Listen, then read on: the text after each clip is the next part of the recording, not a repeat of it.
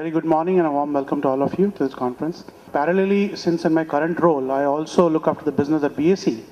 We also run a SME exchange, a small and medium enterprise exchange. As you all know, finally, when we make an entrepreneurial journey, what is the key thing? Key thing is obviously about passion in terms of delivering something. But along with that, you obviously need the money. And capital is one of the key factors of production which needs to get deployed. And as an exchange, as a neutral marketplace, primarily what we do is we are an infrastructure institution. And what we enable is we enable basically the saving, the people who have investments, basically the household savings, as well as other form of savings, whether it's through venture capitals, PE funds, or any of them, to actually get channelized to the entrepreneurs or people who actually produce, who either manufacture or produce some service, which is typically what the entrepreneurs are. So in some sense, we are the bridge who actually ensure that both these sides get married in some way, and that is what the exchange is all about. Typically, if you look at it like the Bombay Stock Exchange, just to give you a flavor, Bombay Stock Exchange is the oldest exchange in India. It's a 137-year-old company. We started this SME exchange. SME exchange started as recent as 6 to 7 months back.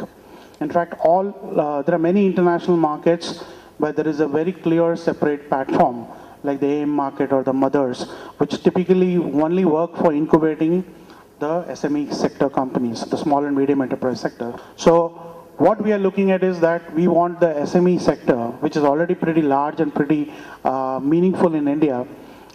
In some sense, our vision was to get these SMEs to create wealth.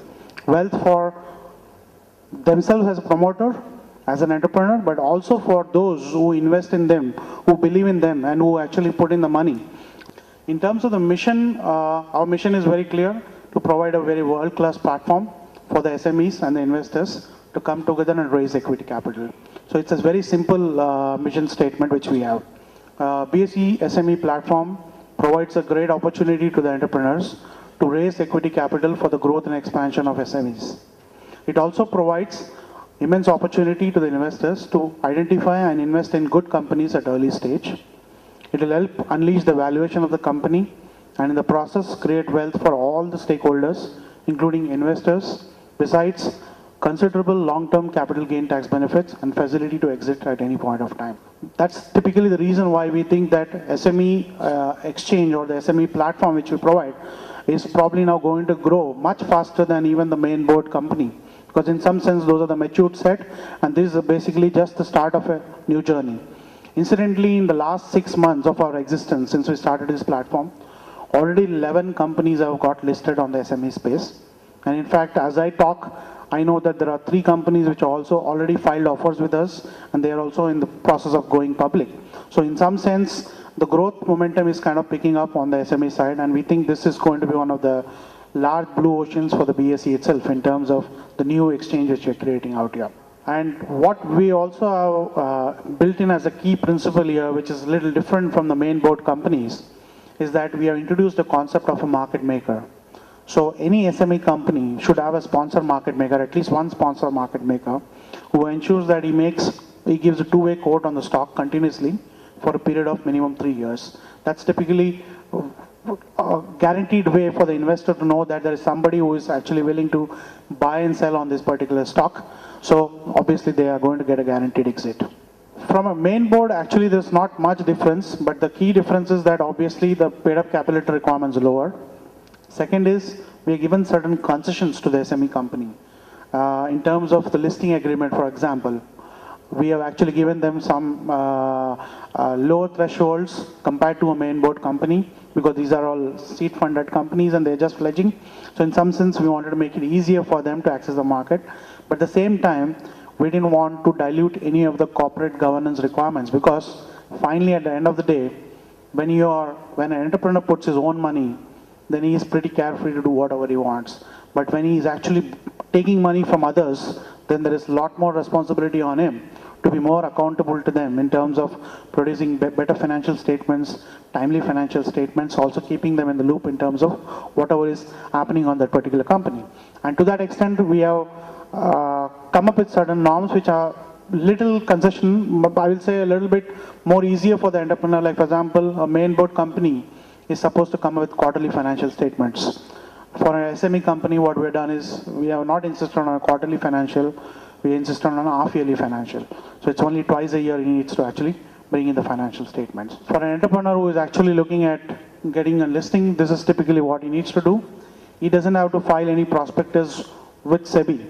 Here the prospectus has to be filed with the exchange, and we have much lower standards compared to what SEBI actually follows. And this is typically what you have to cover in your offer document. A little bit about the industry and business, all about regulatory compliances. In fact, the risk factors have to be very clearly spelled out. All legal and statutory requirements, operational control requirements, your financial accounts, the hygiene on that, and obviously people, and finally the objects and pricing. This is typically what needs to get covered in the offer document. The key decisions for the entrepreneur is to select a right investment banker who can actually work as a partner. Similarly, he has to have registrars and transfer agents appointed, because if people are going to buy freely the shares, then obviously somebody needs to register it. And similarly, there are syndicate members and sub-syndicate members, which is something which the investment bankers will organize. These are nothing but brokers who actually distribute that particular issue to investors. Then obviously advertising agencies in terms of PR. And then you also need to have escrow bankers, because you got to put in a little bit of security deposit so that you can handle investor complaints. And obviously some amount of understanding of the exchange regulations. In terms of finally what are the benefits? Obviously, once we have a dedicated platform, the benefit out of it is that you are actually creating a lot more visibility for the SME space. And it's also something which can give you tailor-made solutions for SME companies, which is different from larger companies.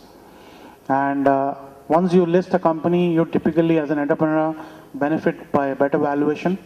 So finally you will have market capitalization, which basically increases the valuation of the investor also.